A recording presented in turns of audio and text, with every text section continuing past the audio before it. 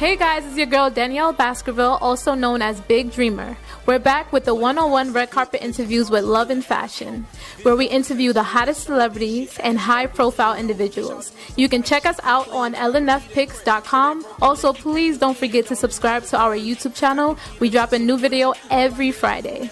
I'm sitting here with our special guest, Lynn K Hobson. Cause you're burning up. I can see how you want your last name will be a clock. Cause it seems to support our show. Thank you for having me. Thank you again.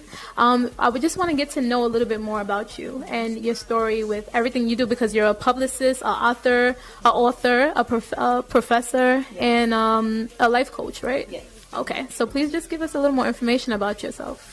Okay, well, my name is Lynn Hobson, and I am a hip-hop publicist. There are a lot of publicists out there, but I'm specifically a hip-hop, urban culture publicist. I've been doing it for 20 years, and because of my experience, I'm now an adjunct professor of public relations at Delaware State University. Mm-hmm. Mm-hmm. Okay, so can you please share with us about your new book? My book, yes. So my book is called Diary of a Hip Hop Publicist, and this book just commemorates my 20 years in the hip hop industry entertainment business. Yes. So it's a colorful tale of my life, where each chapter is named after a client I've worked for or worked with on a project, and their life is the backdrop of the things that are going on in my personal life. Mm-hmm. Mm-hmm. Do you still have your domestic violence foundation called Black and Blue Foundation? Yes.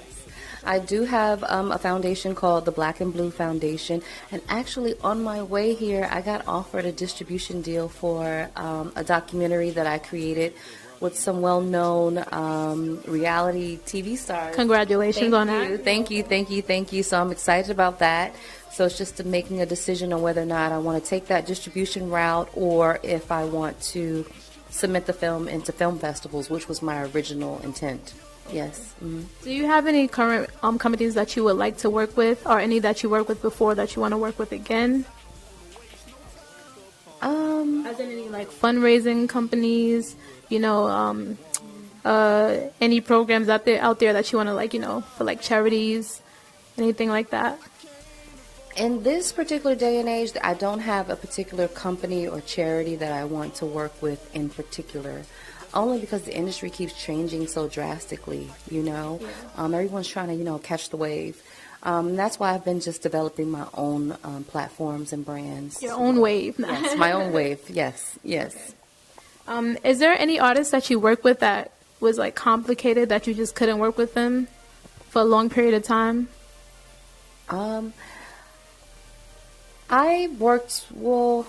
It's not that the artists were complicated, but they were just very particular about their shit, about what they wanted to do, I worked with a female rapper by the name of Kaya. She was very specific about what she wanted to do. Have you ever heard of Kaya? Kaya? My neck, my back. My neck, my back. Okay. She has a huge show on Instagram called Kaya Thug Mrs. It's called The Queen's Court. You should check it out. And Joel Santana, they were just very specific about and meticulous about the things that they wanted in their life and in their career. And I respect that. Mm-hmm. Okay. So you have written for various of magazines. Mm-hmm. There was a particular write-up in a magazine where you wrote about something with Garcia's body, she had a nice body. How did you start working with Garcia? If I'm even saying her name right. She's not relevant. I don't want to talk about her in this interview. Oh, okay. She's not relevant. Okay, so on to my next question. Okay. How did you grow your Instagram fan base? On Instagram, did you just did they start coming after a certain period of time? Because after you start doing a certain project, then you start getting a lot of attention. Initially, I stopped keeping track after Dipset. I worked with Dipset for 10 years, and I got my first 3,500 followers from Dipset.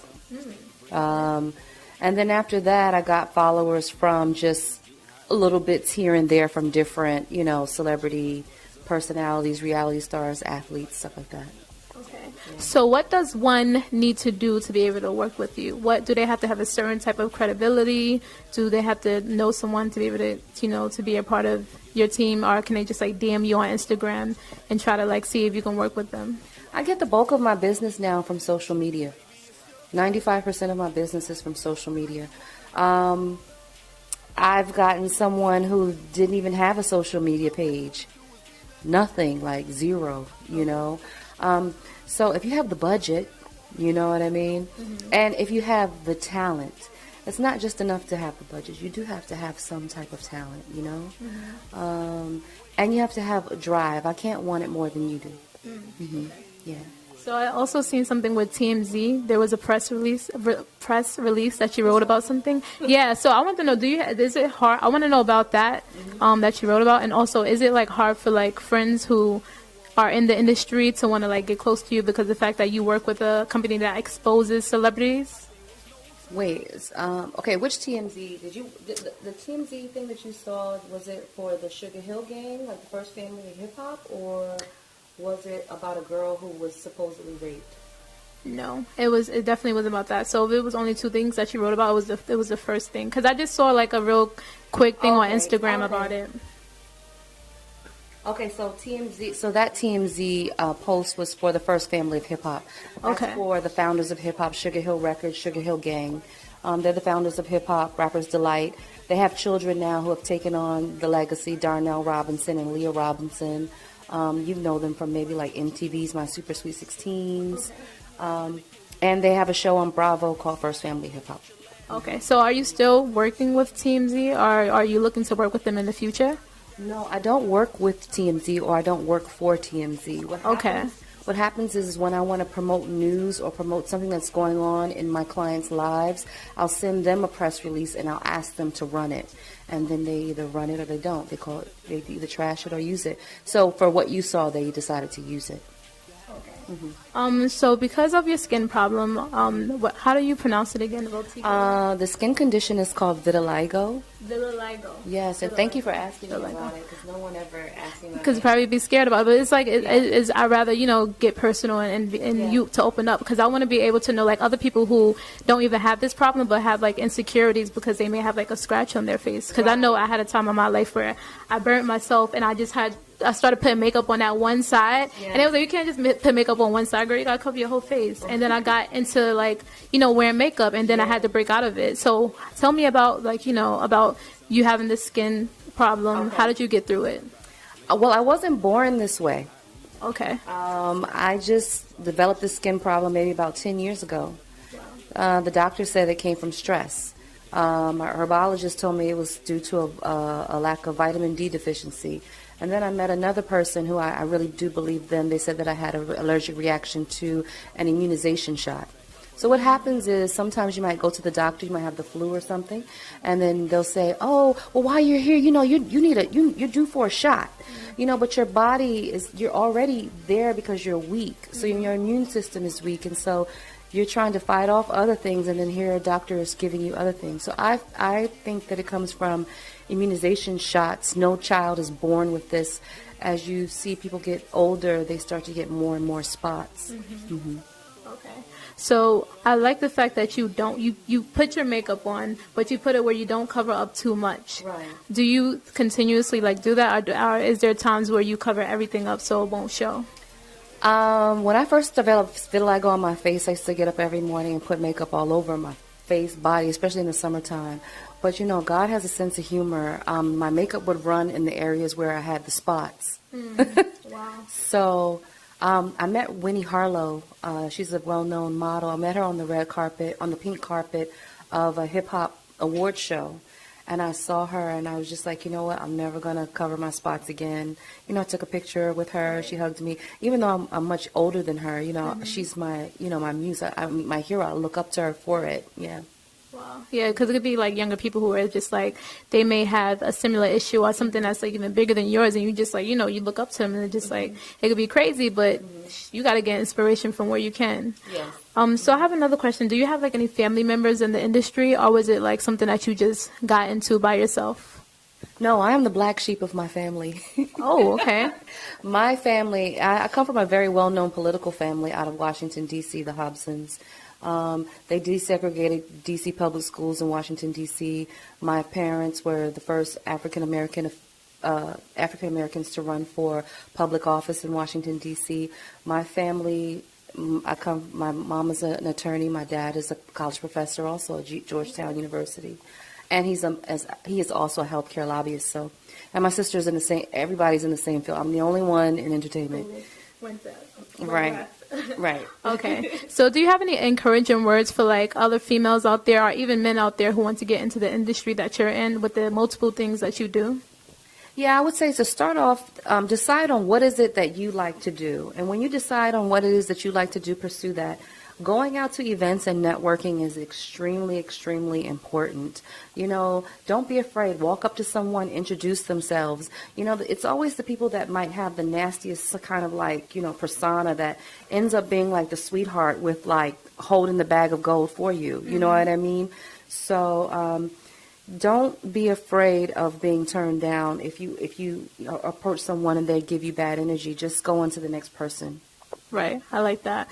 Are there any pet peeves that you have with working with various artists or just anybody in the industry? Follow through. Follow through is everything, you know. Like even today, you know, I was recovering from the flu, but I made this appointment to come and do the interview. And then my GPS went from 45 minutes to an hour and a half, you know. And it's just like there's always a reward. It might not necessarily be here in this space, but God rewards those who decides to take a step in the right direction to improve the lives of improve my life and to improve the lives of others. So as a publicist, I can't want it more than you do. You have to really, really want it. If you want it, you got to go out and go get it. Don't worry about whether or not you have, you know, enough money. Walk to the bus stop if you don't have any money. You'll find some money on the ground. Trust me, I know. Okay, so how did you get to start working with the artist Nia Lee? I met Nia Lee through the first family of hip hop.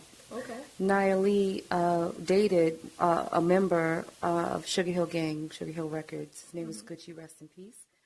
And she was dating him at the time, and he would always say, oh, you know, I date this girl named Nia Lee. She's a dancer, and, you know, but she does music. I think you should, you know, meet up with her. And 8 years later, you know, in God's timing, we came together. Yeah, and came together and worked together now. Okay. How do you juggle with all the things that you do? Like, is there anything that you want to mainly focus on? Are there any other books that you're working on currently? I'm working on a new series of books called Graham Tales. They're going to be short story, fictitious stories of things that clients have gone through from relationships that they developed online. Okay. And getting into film. Oh, you're gonna like be writing or producing or okay. Producing films, yeah. Definitely I will be producing films. I produced my first documentary, Black and Bruised, about domestic violence, and I'm gonna come out with another series of short films as well. Okay, so being in the industry, how do you separate your lifestyle of being in the industry and then having your private lifestyle? Okay. Well, right now I don't have a private life. Okay. Yeah. I don't have I'm single. I've been single for about... She's single, fellas. Okay. I'm single. I've been single for about 7 months, and but I'm just using this time to, you know, go get that bag. Okay, I hear that. So what is your ending goal, and do you ever, well, I'm sure you plan to retire, but do you have like a limit on when you want to retire? When I hit that 10 million mark, I have my own private jet, my own yacht, a mansion on each Trying to rock out with you, girl. A mansion on each coast, and I've built a school like Oprah. Okay. Yes. Is it hard working with men, or is it more hard working with like a female? Females are more difficult. They have more drama. Pretty much. They have the relationships, the baby daddies, their kids, babysitters, all of that. Guys are like, where I need to go, what I need to be. Oh, this don't look right. Oh, you need me to change my clothes? Okay, I'm cool. You know? Okay. So the men are easy. I figured that, but I just still ask because it may, you know, everybody has their own situation. Yeah. But last but not least, is there any information that you would like our audience to know about yourself? I think we basically just summed it up. You know what I mean? I just hope that, when you guys see this interview, you look at me as a pocket of inspiration. And thank you for having me. Thank you for coming. Late nights and good cushions, all she really asked for. Good conversation in the shoulder, she asked for to lean on. Shawty need somebody she can cling on. I can be that crack to that broken leg you can't depend on. In other words, I can be there to support you. Unlike that other man who made your life feel like torture. You a scorcher on the scale. 1 to 10, you 100 cause you're burning up. I can't see how he ain't want your last name to be a clock.